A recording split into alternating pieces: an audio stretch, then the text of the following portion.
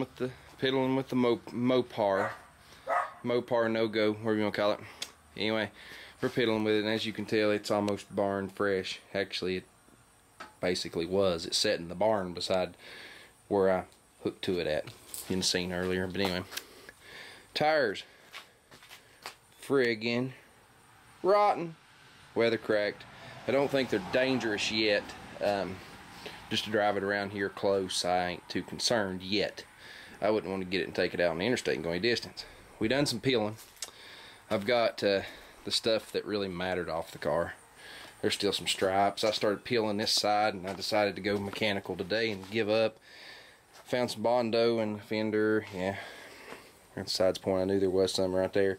It's not real bad. It's not thick, but there is some there. I started peeling the top layer of this stuff, and this stuff's just nasty, boys. These damn decals are nasty. You see how it's all cracked and basically weathering off anyway. Yeah, this is going to be a job for Mr. DA, most likely. And then just prime it back. I was trying to avoid the whole having to break through the paint this year, but that's probably what we're going to wind up doing. I may not even get in any hurry to do that. And you can tell by looking under the hood, she needs an air cleaner. Just right off the bat, look at that nasty thing. But anyway, we're not too concerned about that today either. Fuel filter looks decent. The damn car runs. We are going to do an oil change on it. It is in desperate need of an oil change. So we're going to put us 5 quarts of that Super Tech Walmart motor oil in it and put a Mopar filter on it. And we're going to run this thing around circles around here and try to put maybe 100 miles on it, and it's coming out. Those like Super Tech oil. The difference between those oils and name brand oils are the additives in them. If you don't leave them in an engine long, who gives a shit about additives? Additives are the longer life properties of the oil and things of that nature. Basically what I'm wanting is a flush. I want an engine flush, but I don't want to break up nasty that's in it. I just want to wash what nasty that's loose out. So basically put some clean oil in it, wash it around, swish it around until the oil quits coming out black after a short period of time. And we're going to leave it alone. We're not putting any caustic additives in here. I know better. We'll stop up the oil pump pickup. It doesn't look nasty inside, but it don't look clean. You know, you've just got that black haze on everything, or that golden brownish haze. It's just where it ain't had an oil change. I'm thinking it'll clean up though real nice after a period of time. But anyway, we've done some further investigation. Both the low beam headlights are trash. They got water in them both friggin' sides, as you can tell. Yeah, like I said, this car's set for a long time, boys and girls. I need a grill. If anybody comes across one of these grills, I'd like to have the all of it. But at least the center section that says Dodge. This ain't a Grand Fury. This is a Dodge Diplomat. It's got the wrong friggin' grill in it. I've noticed my ball joints and everything are good. Sway bar, bushings, shot. Well, anyway, as you can tell, where the hell are they? They're here somewhere. Right there. They're coming out in pieces. They're gone, but the car itself is in really good shape. You can see right there where that was repaired. Where it's bent, it's pulled and fixed. The frame was not bent. These cars, if you don't know them, the frame doesn't come out the front of the car. The frame stops right there, literally. But anyway, this car took a hit. It was used to batter and ram a bank robber, actually, is what's funny about it. I actually remember seeing this. I seen this wreck years ago, seen it happen. And the only reason I know for a fact it was this car is because of who drove this car. He's a very memorable deputy, or not deputy, police officer with the city. Everybody knew him, but this was his assigned unit, and I know it for a couple of reasons. But anyway, this was old G7 is what this was. But anyway, it's had a door, it's had 2 fenders, and the front fascia and bumper and whatnot put on it. It's got its original hood. If I really wanted to get in detail, we'd go back here and we'd zoom in on the VIN and check it, but I've already done this years ago. I know it belongs to the car. Everything belongs to the car except for this door and these 2 fenders. And that header panel may or may not, but it was painted also at the same time. But I was telling some people, they're saying leave it marked. Look at this paint. You see that checked paint? Oh God, this is the good part. Yeah, I'm gonna wash this freaking thing in Comet. But anyway, that's what we're gonna do with that. But I'm gonna get her and drop oil. More in a minute. Back to the saga. You can look at my nasty funnel right there. Oh yeah, I'm gonna pour oil through it. I cleaned the inside out with some of this. It's clean. Also cleaned off the exhaust pipe underneath the car, which is right above the damn oil filter. Love you, Dodge. But anyway, this right here is about the handiest thing as a pocket on a shirt. You can use it for absolutely anything. You can use it for everything but a mouthwash and a gargle. But anyway, put a Mopar oil filter on it, as you can see. I'll show you this oil in a second. You can see my, yeah, you don't even want to know. Put some super junk in it. I guess it's decent motor oil, but I don't like the manufacturer who makes this motor oil. I don't like it. Sorry, just my fact of life. It's good for motor flushing, basically, just to clean one out. It's sufficient. And you're all going 2050. You know, a lot of people would want to argue that I should be putting 1030, 1040 in this. Negatory. From Dodge, these cars required 2050 SJ motor oil, which, as you notice, JKLMN, see, LMN. These required SJ. That's actually supposed to be superior oil compared to SJ. You can't buy SJ anymore.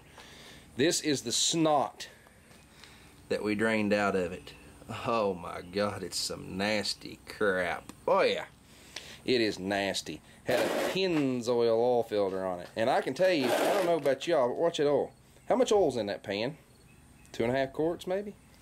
They ain't much. They definitely ain't 5 quarts of oil there, so anyway, we're gonna dump 5 quarts of this super crap in it, and we're gonna fire it up. I bet she'll sound a whole lot happier, because that oil smell like gas and everything else. Like I said, he tried to get this thing to run. He didn't know what he was doing. I got it running in a few minutes, so it got flooded well. Probably had gasoline dumped down the carburetor, if truth be known. Got in the motor oil, but I haven't driven it. It's idled around a little bit. Even if it had gas and oil, it's not enough to hurt it. So we're gonna put this in there. I'll turn you back on. I stand myself corrected. SE or SF. Yeah, I was thinking it was SJ. I swore up and down is what I read. I know that's what I read. Maybe that was what, maybe it was a later bulletin or something I read. But anyway, yeah, what we just put in, it's supposed to be like a Cadillac compared to a friggin' Edsel. Yeah. But anyway, we put us 5 quarts of this crap all day in here. And who says a Dodge ain't basically a Ford? Damn thing reminds me of a small block Ford so much it ain't funny. Where your dipstick's at. And it's showing to be slightly over full, which is good because there's absolutely no oil in the filter. The way this, well, there's a little bit, but the way this thing lays, you can't, I don't care what you say, you can't fill it completely up. There's no way. Yeah, we're on the Mountain Dew today. It was handy, it was at work, it was cold, it was free, one of those things.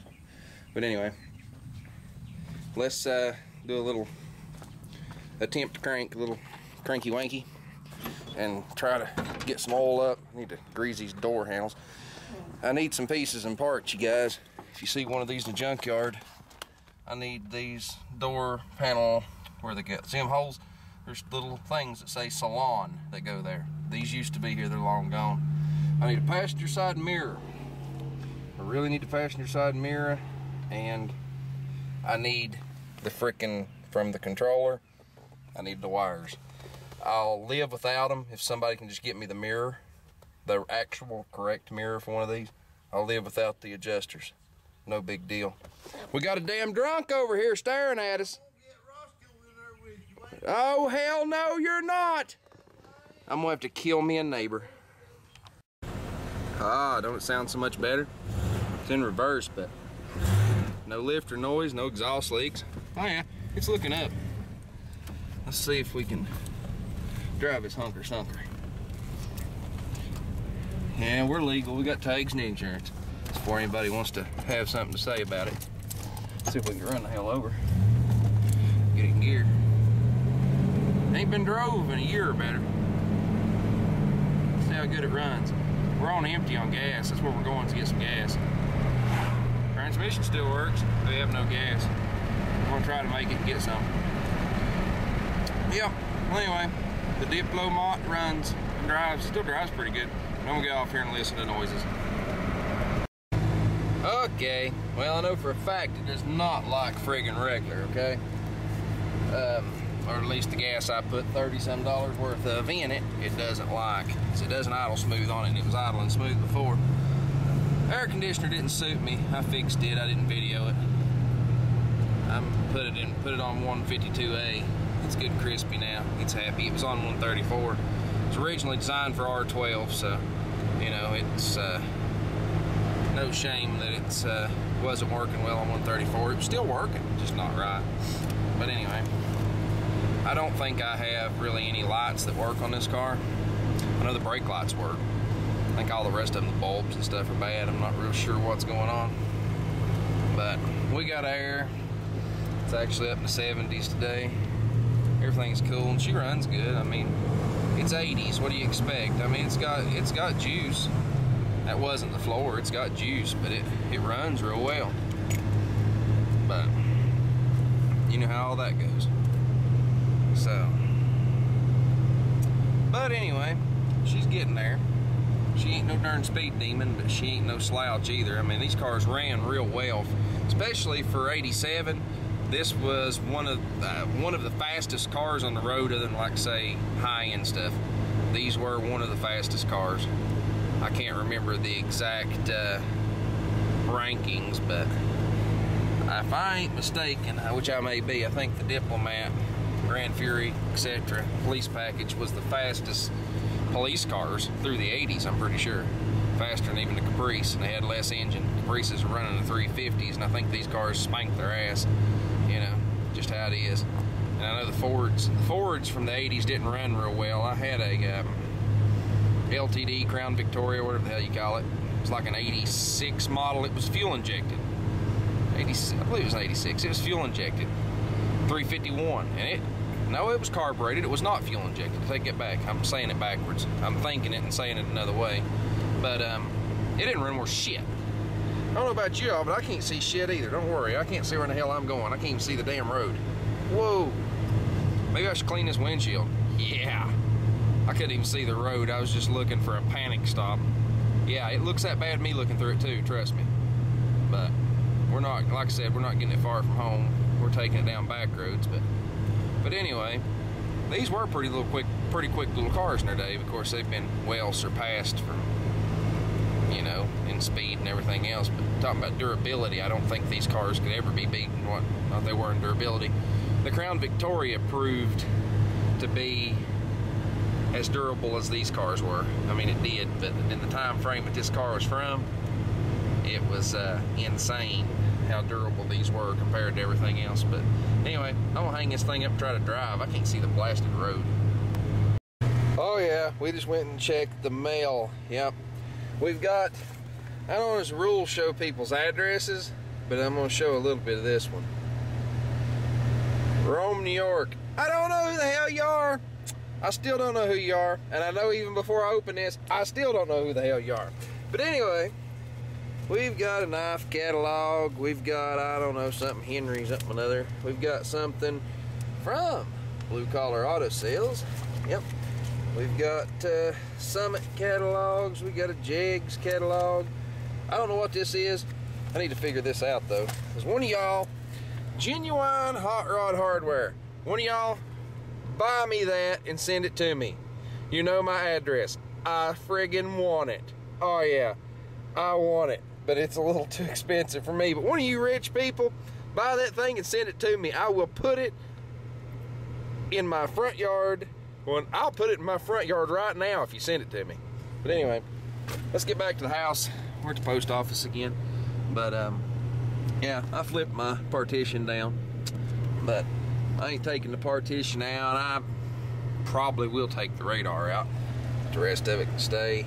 I mean, it's just, it's characteristic. It needs to be here. Let's get the hell on the road. This thing needs some shocks. Boy, does it need some shocks. Whew.